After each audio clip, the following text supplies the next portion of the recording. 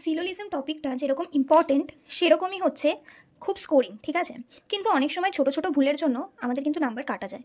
তো সেক্ষেত্রে মাত্র 4টে যদি আমরা খুব ভালো করে শিখে নিই তাহলে আমরা সব রকমের অ্যান্সার করতে পারবো। 4টে কী কী? তো একটা হচ্ছে সাম, সেকেন্ড হচ্ছে অল, থার্ড হচ্ছে সাম নট, আর ফোর্থ হচ্ছে নো।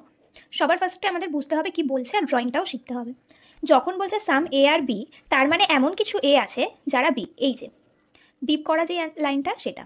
তার মানে বাকিদের ব্যাপারে আমি জানি না, মানে বাকি এগুলো আদেও বি হবে কি হবে না সেটা আমরা জানি না। অল এ আর বি, অল এ আর বি মানে কি পুরো এটাই বি এর মধ্যে, তাহলে সব এগুলোই বি হবে, কিন্তু বাকি বিগুলো এ হবে কি হবে না আমরা জানি না। সাম এ আর নট বি মানে এর মধ্যে এমন কিছু আছে যেটা বি নয়, কিন্তু পুরো বিটা কিন্তু এর মধ্যে আসতেই পারে, তাই না? তাহলে আমরা বি এর ব্যাপারে কিছু বলতে পারবো না, আমরা শুধু এটুকুই বলতে পারবো যে সম্পূর্ণ এর কিছু অংশ আছে যেটা বি হবে না।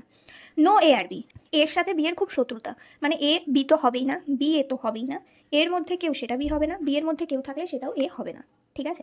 কিন্তু এই যে কেসটা সাম নট, এটা হেভি ইম্পর্টেন্ট কেস, কারণ কি এর মধ্যে কিছু অংশ বি হবে না কিন্তু পুরো বিটা এর মধ্যে আসতেই পারে।